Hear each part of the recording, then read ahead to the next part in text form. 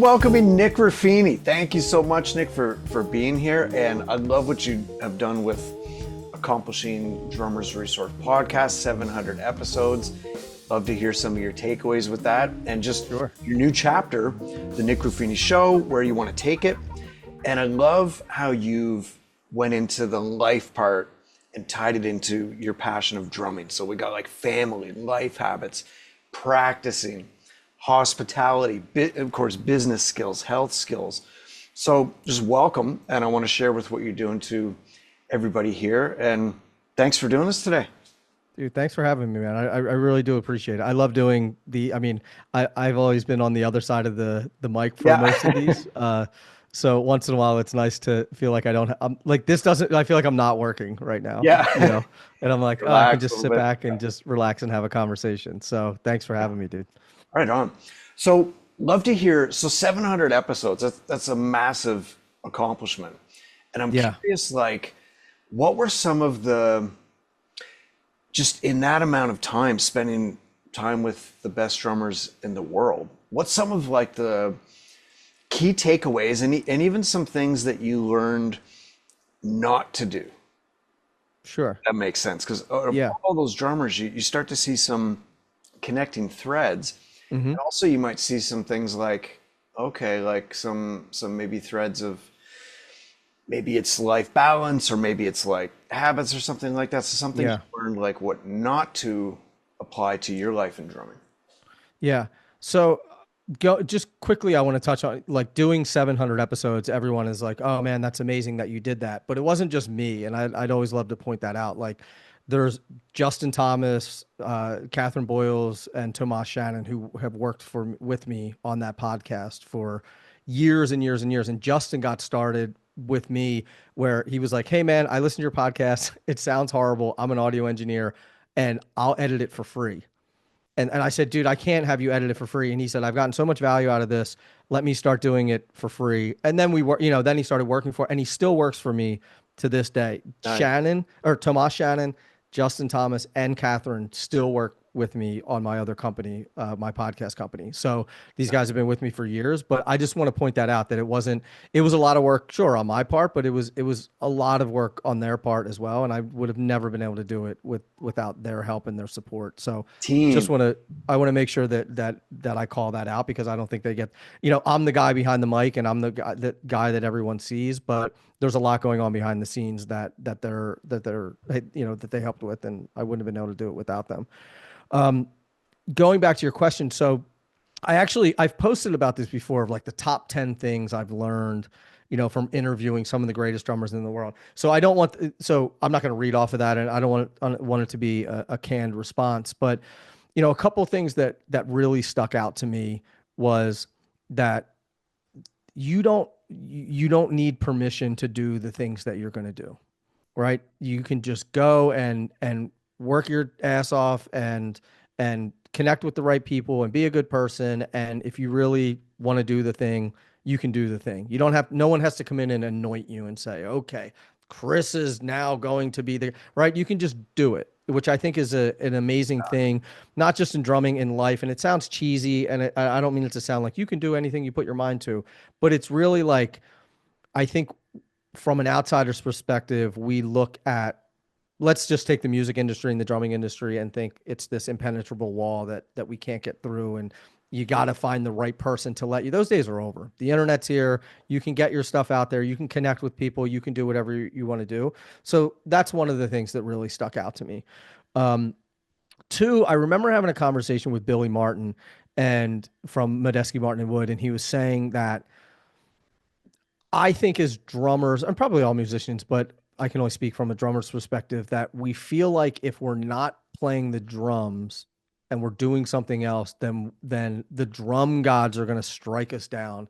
Like, we can't have other interests. We can't say, I like drumming, but I also like, cooking, or I like doing this thing, or I like doing that thing, because it's like, well, then that means you're not a real drummer. That means you're not serious about it, which I think is totally false. Right.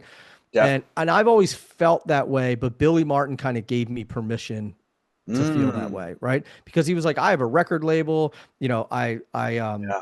I do this thing, I do that thing. And he was like, you can kind of do whatever you want and you can make drumming fit into your, and I don't think anyone would say that Billy Martin isn't a phenomenal drummer, doesn't take it seriously, isn't a professional, wouldn't say any of those things, right? And the truth of the matter is that we're humans and we all have different interests and for someone, if you want to just do drums and you want to do nothing else and you want to be myopic about it, that's totally cool. But if you want to do drums and you want to do this and you want to do that, that's also cool. And it doesn't make you any less of a drummer. It doesn't make you less serious about your Makes craft. you more of a drummer. And I think so too. I think it makes you more well-rounded and it's like the guy who's like, can play all this crazy stuff, but you put him in a room and he can't have a conversation with someone, Exactly. right? Or has never traveled, has never been anywhere, he's never experienced anything. They're not you. Like what makes you you? What makes you Right. different, right? Right. Yeah. Instead of, and I think that's what makes you yourself instead of just copying everyone else's licks and trying to be something that you're not. And I remember talking to Jason Sutter too, and he kind of echoed the same thing where he was like, in the beginning, because he's into real estate, he sells art, he does a bunch of different stuff, and he was like for a long time, and he said it on the podcast, so this wasn't a conversation that we had, in private, but well, yeah, he did say it on the podcast.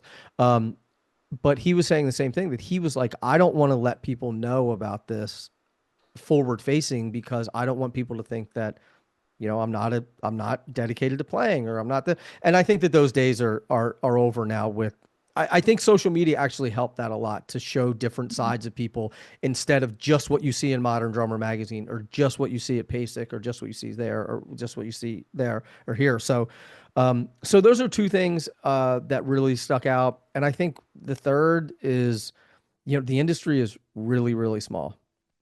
Sure. And if you're an asshole, no one will work with you. Yeah. And that word travels really fast, Yeah. really fast. The Everyone bad knows word, everyone. The bad What's that? word, the bad energy about someone, I find travels Yeah, way faster than much the faster, good stuff. And the right? good And stuff you can travels. see, and you'll see the baddest drummer in the world, and they're like, why does this guy not play with anyone? There's Mm, a reason for that, right? And you can be a mediocre, maybe not mediocre, you can be a good player, hmm and everyone wants to play with you. You can be an amazing player and be an asshole Yeah. and no one will work with you because there's 87 guys behind you or Yep. girls behind you that can do what you do Oh or yeah. close enough and are really cool to hang out with. Yeah.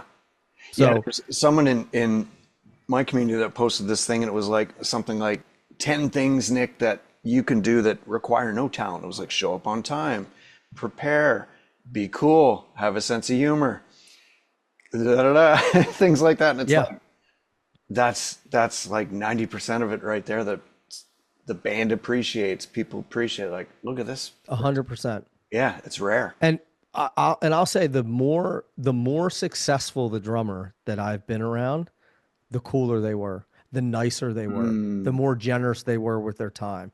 And I'm like, that's yeah. not a coincidence. Yep.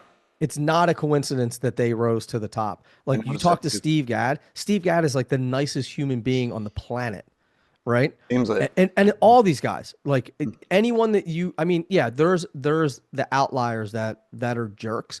I did almost 700 interviews. I did, yeah, whatever. One person that I felt like in all of those, I felt like was a jerk. mhm. And he's the guy that got fired from his big band. And he's the guy who doesn't play with anyone anymore. And he's the guy that it has kind of like disappeared, right? You're kind of Because like, he's a jerk. yeah, yeah, It, yeah. it's it's not a coincidence. No, and that's why I wanted you on today. And I noticed that too. We had actually, we just had Mike Mangini on and Hmm. he came on, he wanted to come on early and he wanted to test cameras. And I'm like, Mike, it's this quality of like, you want to go the extra mile. You're doing more than is asked of you. Yeah, And I and you're like pointed it you're out Mike to him. Mangini, like you Yeah, you well, could you didn't you have could to. show up with Yeah. whatever. Yeah, exactly. And it's that quality, Nick, of like, let me make every space a little bit better for me being here. Let me give more than is asked of me. It's like, Yeah, that's a quality that I've noticed too, that all success in any area, it's like, yeah, oh, they were doing more than is asked of them. They gave their best when no one was watching. That's why I wanted you on today, because you really Yeah. get that connection. And I want to highlight a couple things you said. Number one, when you started the podcast, you said, someone heard, oh man, let me edit this, let me help you. And you made all the mistakes and stuff. That's courage to fail. And just like, Yeah. I don't need a degree or something. I'm just going to I'm going to start a podcast. I'm going to have the courage to do that. And And yeah, it sucked. yeah, I was just going to ask you if you No, it sucked. heard, I definitely heard my first two episodes. I'm like, oh my God. Yeah. Just, Well, I mean, go back to I yeah. wish I had a recording of the first couple times I played drums, Oh yeah. Good point. right? Yeah. And you're like, oh, you look back and you're like, oh, okay, things have gotten a lot better. Yeah. It's Like just, don't it's, wait until just start doing it and have that courage to yeah. fail. And I'm curious with so I'm fascinated by communication and Hmm. how it ties into your drumming. Like one of my mentors was Don Famularo, which Hmm. obviously and he Another yeah, guy, right? The sweetest 100%. human in the world. Like I remember watching videos of his, like VHS videos that Vic Firth would send out and stuff like Right. that. And then had him on the podcast. And then he's like, he subscribed to the mailing list and everything. And just randomly all the time, I would get messages from him that it was just like, hey Nick, this is really great. Keep doing what you're doing. That's it, Wow. right? And just like the fact that he would do that, he didn't have to do that. And There you but go. he would do it like he would do. I'm not going to say he did it every week, but he did it very frequently, where it was just enough to be like, man, like he's still just he's tuned in, like, Yeah. and he was such a nice guy, and so Yeah. he was so just he was always the one that was like pushing everyone to keep going, and didn't feel like it was taking anything away from him if you Yes. succeeded or if you did your thing. And sorry, I hijacked what you were saying, but I mean, Exactly it. he was another amazing human being, man. We lost him way too soon. Yeah, he embodies everything we're talking about in these Yeah. certain, so like Steve Gadd would be another one, of course. And he had said once, he's like, I'm reading this book, Chris, on George Washington's spies, because I'm thinking about how information travels, and I'm taking that into drumming. Whoa. Whoa, like you're reading a book on George Washington's spy network, and you're taking that into your drumming. That's really cool. So I'm curious with you, like communication and things like, you're essentially speaking on the podcast. Your voice is Yeah.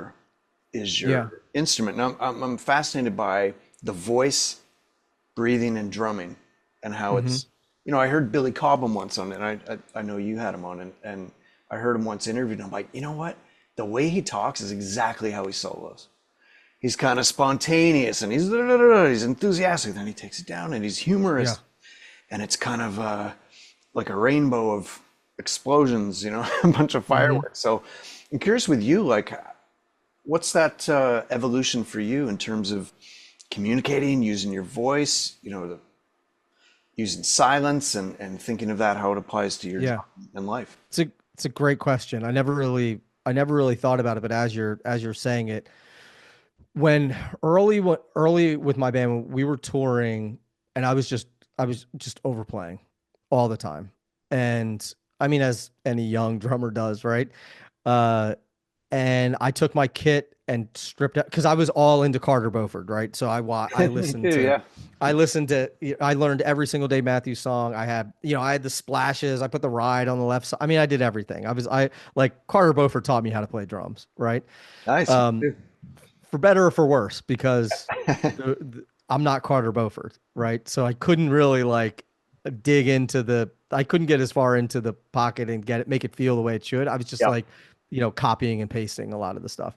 So, and I was overplaying a lot. So I took my drum set and broke it down to kick, snare, and hi-hat and a ride. And all I listened to, and I grew up in Philly, so I grew up listening to the Roots. So all I did was listen to the Roots and any record that Questlove was on, and that's what I Cool. did. And I just like listened to, and I'd always like I love the Roots. I always have. I grew Yeah, up me listening too. to hip hop, so Yep. So like just getting it, but just like really dialing it into like what Quest was doing, and just started understanding like, okay, I don't need to do a fill here. I don't need to fill this thing up. I can build more tension if I'm just driving the pocket, driving the pocket, driving the pocket. So then when I do something and I make a move, that expression is a statement. It doesn't just feel like it's another thing that I'm saying, or it just doesn't feel like words that it's sort of like word vomiting.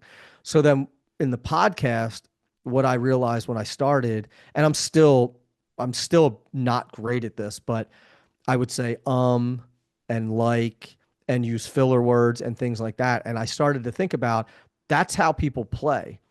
They play because they're afraid of silence is scary, especially That's when you're on stage. And the more comfortable, to your point, the more comfortable that you can get with silence, the more powerful it is what you can say. And any great orator, if you listen to them, they have pauses, they have silence, they pause for effect. And I don't try to do it purposely, but I am trying to be conscious about saying ums and likes and and all these other things, because to me, every time I hear that, it's like playing a groove and going ping, ping, and hitting the splash cymbal, right? Like it's 2001, right? And so I tried to make that connection, and I don't know how well of a or how good of a job I did at it, but I tried to make that connection of like, okay, I kind of learned how to not overplay. Let me try to learn how to not overtalk. And I do that in meetings and in business. Like I try to say as much as necessary, but not, as much as I can, right? I try to listen more than I talk. I try to only say the things that really need to be said instead of meandering and things like that. Am I good at it? No. You're hearing me tell this story and I'm meandering, right? But but it's a that was tension. Yeah. but that was like a real thing that kind of that I was like, how can I be a better podcaster and communicator? And immediately went to drumming because it just made sense to me. So that's a great question. I never thought of it that way, but now that you brought that up, I did make that connection pretty early on listening to the podcast. And I was, what do you, kind of like, and no one wants to listen to that. So Yeah, you're bang on. Like silence is really scary, yeah, and editing. It's really editing. Like I find I'm editing my book right now, and I look, I'm no writer, and I look back and I'm like, okay, 70% of that has to go, and I can say that with just these words, and then it yeah, comes out in how you talk, and it comes out in how you write an email, and it comes out in your drumming because it's the same thing. yeah. So I'm fascinated by that, and yeah, There's a Joe. I remember I emailed Jojo Mayer like at like 2 o'clock in the morning on like a random night, and he responded in like 7 minutes. I wow, couldn't believe it, and I had no relationship with him. I didn't know who he was. I mean, I knew who he was. He didn't know. Like it was well before I had him on the podcast or anything like that. This right? was years and years and years ago, and he wrote me like these 10 axioms for practice, and they're great. I shared them. I'll send them to you. I'd love They're you. great. But one of the things that was in there that I loved, he said, practice as short as necessary, not as long as possible. And I was like, take that and use it for everything in your entire life, right? Wow, Like, yes, say yeah. as many words as necessary, not, say at least amount as necessary, not as many as possible, right? Eat as much food as necessary, not as much as possible. I mean, you can use it for any single thing that you need to do. He was talking specifically about practicing, but I was like, I use that in every part of my life. Yeah. Yeah, Wow. So don't do it as long as possible. Do it as short as necessary. as necessary. Oh, that's Yeah. powerful. Yeah, he's a kind of a philosopher how he attaches it to drumming. He sent me an email and he was talking about minimalism and how Hmm. Joni Mitchell learned to have her own tuning by having less ability in her fingers because she had polio, and the Jaws movie was filmed because the mechanical shark had all these challenges and couldn't work, so he had to use the music instead of the actual shark because they were panicking because the shark wasn't actually working. And Joe, Really yeah, sent me this killer email and like take all this into your drumming, and learn these wild. lessons. And yeah, kind of on that tip of the minimalism. And Yeah. yeah, saying He's a, I mean, necessary. I mean, he's definitely a philosopher. He also Yeah. like, he has like this like German stoicism a bit, Mm, right? And like, uh, no, he's Austrian, right? Austrian or German? I think I'm not sure. I don't know. I thought it was German too. Yeah. We'll Yeah, I find think he is German. So, but yeah, we were, I won't go, but we was interviewing and he was talking about like resurrecting. He was like, this thing, he was like, everyone's like worried about the music. He was like, it's dead. It's dead. And he's I like, heard, it's like a yeah. cat laying on the ground. He was like, you don't try to resurrect the cat. The cat's dead. That's it. And he's just like staring at me. And I was like, okay, moving on. I know that episode. Yeah, like in music industry, And there is no. we're sitting in his living room, like, like it was hilarious. Yeah, But I love him. I mean, he has like, you know, whatever he's done over the years has worked. You know. yeah, and again, it's that courage to be you and be original. Yeah. What he's doing, he's with AI and drumming and that intensity too. I got that from also meeting Dom and people. Like it's like an urgency of like, okay, every minute is valuable. Let's do this. Let's go to what's real and let's cut through. Um, I got that from him, and Yeah. it's a big lesson that you get from greats of any field, I think. So now this new chapter, you can, I think you kind of said I heard you say, hey, we've heard Steve Jordan, Steve Gadd, all these masters, Billy Cobham.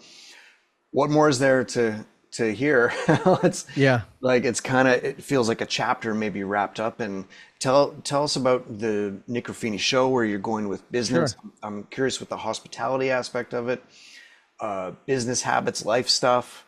I was kind of joking about it with the podcast, but in those 700 episodes, there it's all there, right? Exactly. Anything that you want to know, anything that you have burning questions about. I mean, you may not get what this particular person played on this particular track or something like that, but the goal of the podcast, I felt like, had been achieved, right? We got all the information from the greatest drummers in the world and talked about their philosophies and their approach and their thought processes and how, how they sort of came up. And so it tells different stories of people in different decades of how they made it. Is your drumming lacking flow? Maybe getting around the kit? Maybe you're overthinking too much? Maybe you're a little tense in your technique? Maybe you don't feel as centered or as confident as you like when you drum? I get it. This is about flow. And flow is that magical place drumming brings us to, where time disappears, your inner critic shuts down, and drumming is energizing and fun, like it's meant to be. On my journeys of drumming around the world, I've learned so much about how to get into flow in my drumming. So that's why I put together this 3-step flow guide that'll help you get in more flow out of your drumming and get to that energized, fun place like drumming was meant to be. So go to chrislesso.net/drumflow. That's chrislesso.net/drumflow for your free 3-step flow guide to get more flow out of your drumming. So let's become our best selves through drumming. I'll see you on the inside.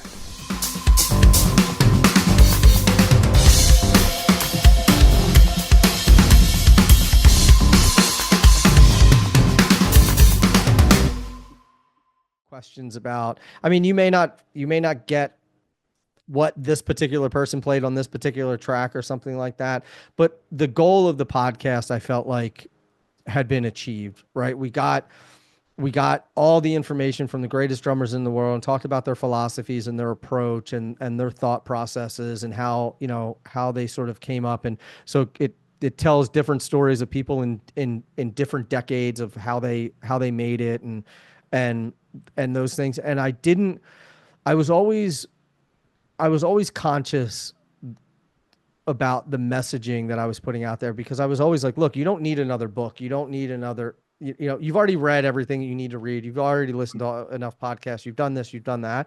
I want someone to like go out and do the work. And I didn't want to be a hypocrite and try to, and like keep people addicted to the podcast because I had advertisers and I was getting paid. Mm-hmm. And that's the reality of it. Right. So, we had just had my daughter, and I felt like the podcast was running its course, which is sad to say because selfishly I loved just sitting down and having these conversations, right? Yeah. Um, Each one's but unique for sure. yeah, and I felt like I did what I set out to do. And 700 episodes, 10 years, I thought it's time to wrap it up, and I wanted to focus on raising my daughter. I was already running two other businesses at the time, and it just felt like a good time to say goodbye. So As you evolve too. See, yeah, you. Yeah. yeah. But I love podcasting. So I took a break. You know, I stopped the podcast I guess it was more than 2 years ago at this point. Mm-hmm. So took a break, spent time raising my daughter, all that kind of stuff. And then now I'm thinking, okay, I want to get out and launch this other podcast. So it's a very unique name. It's called the Nick Ruffini Show. It took me a very long time to come up with that name. Those are the best ones. Many hours. I remember watching an interview with Dave Matthews, and he was like, we're the Dave Matthews Band. And he's like, and the song title is, you know, number 37, which is just about as unique as the name of our band. So we didn't talk much about my history, but I grew up in the restaurant business. Mm-hmm. So my parents owned restaurants from 1974 until 2022. So I grew up running those, but I literally like would have to stand on a milk crate to wash dishes. That's when I started working in the restaurant. And I worked in that restaurant business from the time I can remember until the time I was 32 years old, right? All the way to running these restaurants. And then my brother and I opened our own restaurant and all that stuff. And through that, I've, you know, been a professional musician, got into podcasting. I released my first podcast in 2006. And then, yeah. And then really, you know, hit pay dirt with Drummers Resource. Yeah. 2006. We were like one of the first. Yeah, there were like, I think they said I got an email. It's like, oh, congratulations on launching your podcast. You're our 8,745th podcast or something like that. That's just, so there were less than, that's like MySpace days. Yeah. Yeah. Right. Oh, dude, it was totally MySpace, maybe even before MySpace. I think it's before MySpace 2008. Yeah. Yeah. Right. So, I mean, I have it. I still have the podcast, which is funny. It's not live on iTunes anymore, which I don't understand because we don't need to go into semantics, but it was before you could stream it or anything. So you had to upload the file and then you had to download it to your iPod to listen to it. Oh, right. And I think when they moved over to like the new system or whatever, I never transferred it over. So I don't know, but it's not there anymore, but I still have the files and everything. So I have the receipts, but you can't go on and like listen to it anymore. So, but long story short, you know, growing up in those businesses and then getting into the content where I started Drummers Resource, then people started coming to me and say, hey, you understand this podcasting thing. I started a podcast production company, started that in 2000, I don't know, 16 or 17, right, which led to like full service production. I started doing commercials for Nike and Porsche and the NFL and all this other stuff. And then joined another company when we do TV, film, documentaries, all that kind of stuff. All this to say, basically all my life, I've been running running businesses. Mm-hmm. But the through line of all that has been human connection. Yeah, exactly. And creating resonance with people. So whether it's in a restaurant, whether it's in media and communications, like you were saying before, creating content, all of that to me is creating resonance. It's fostering human connection. It's building community. It's all of these things. And to me, I've always believed that whatever business you're in the hospitality business. Mm-hmm. It's all about how you treat people. It's all about how they feel. It's all about what they experience when they go to your website, when they walk in your store, when they go to see your band play, when they sit down with lessons. Yep. All of that. It's all about feeling. It's all about connection.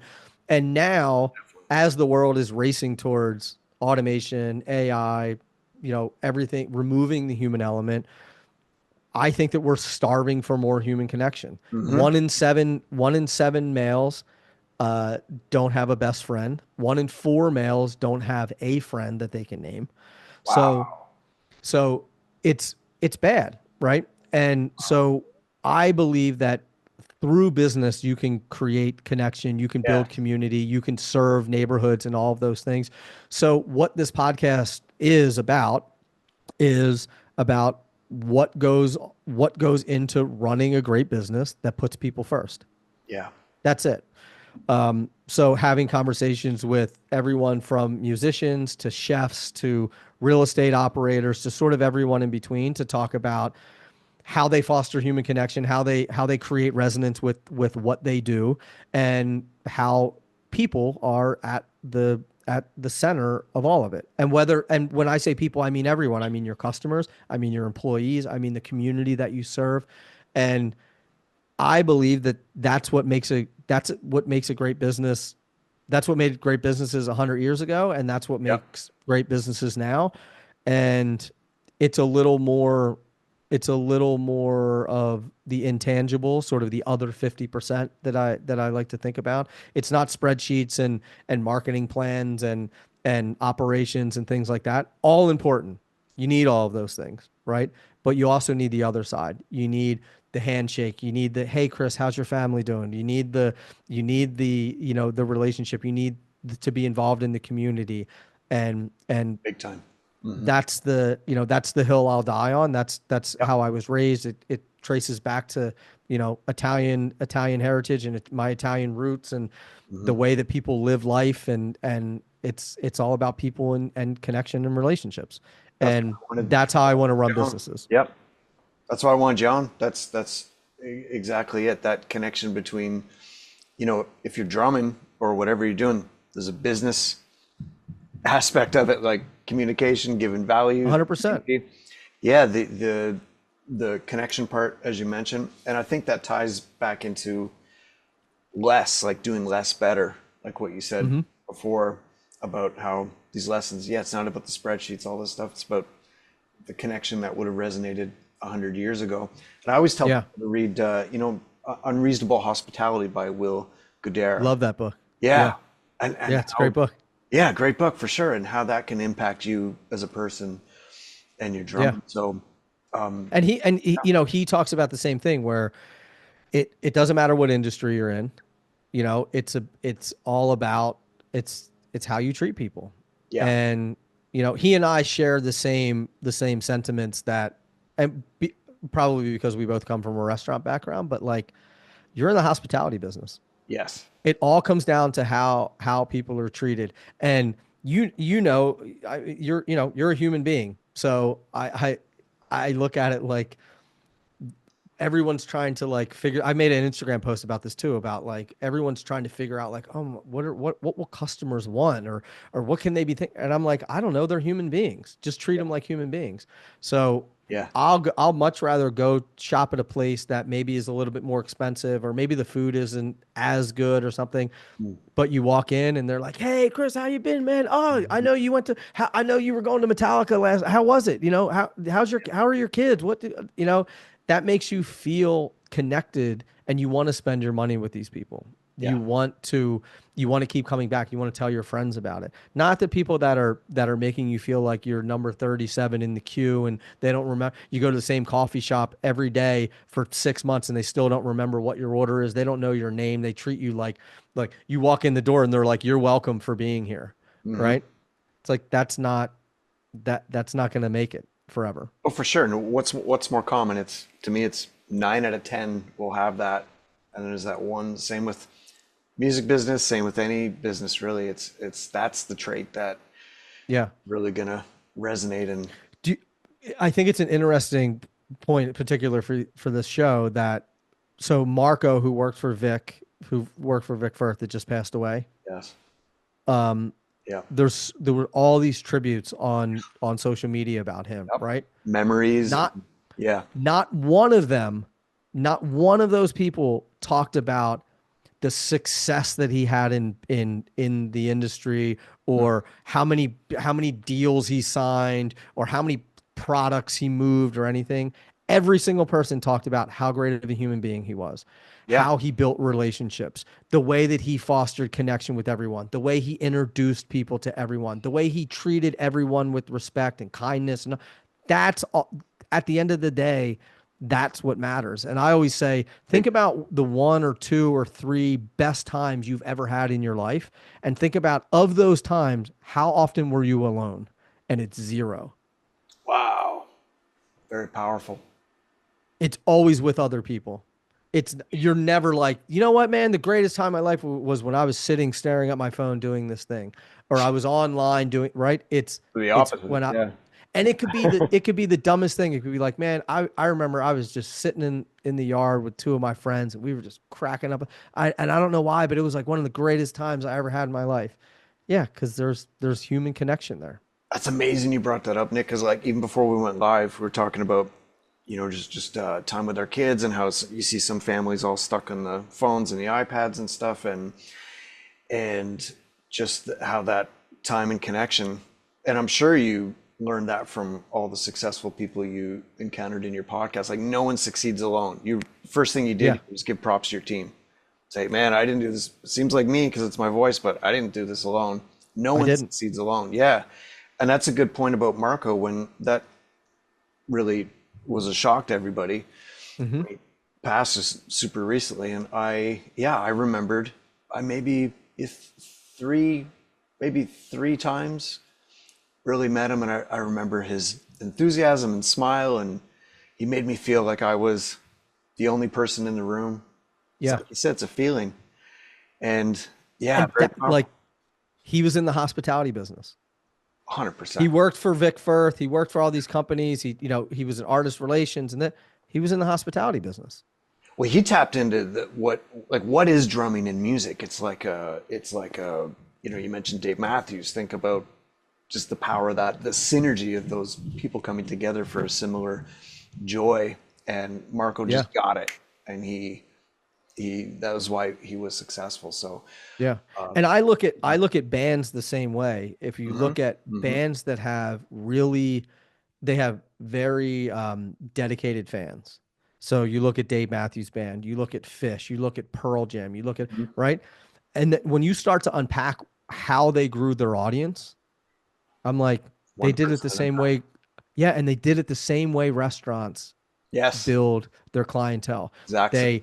They treated people on a one-on-one basis. Pearl Jam put people in their fan club, and they're the people who get first dibs to the best seats to all their concerts. Mm, So the longer you've been a Pearl Jam fan, the more VIP access you get to their tickets. wow, I didn't know that.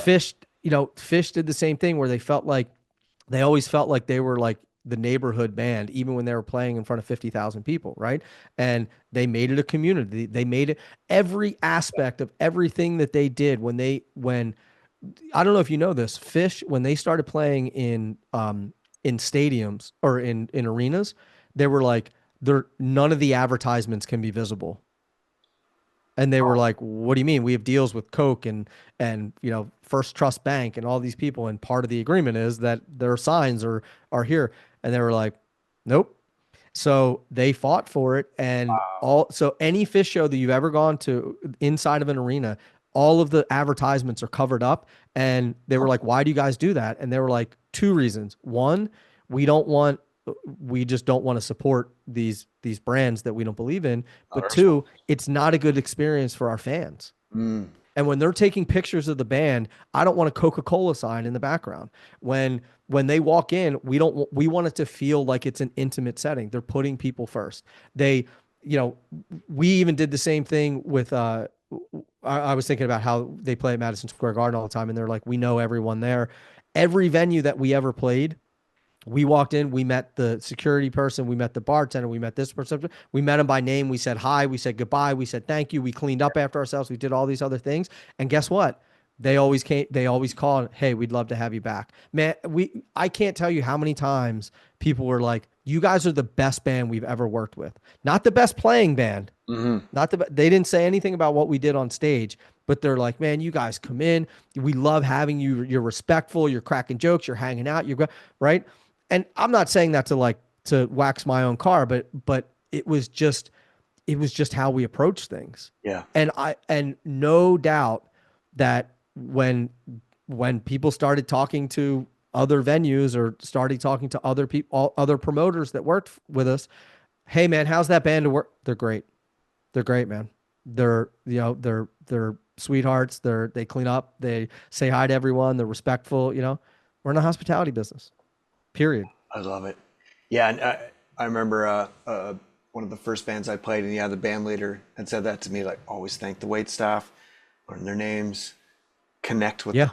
And it was a little maneuver too that really connects you with the like, this is actual people making this happen. Yeah.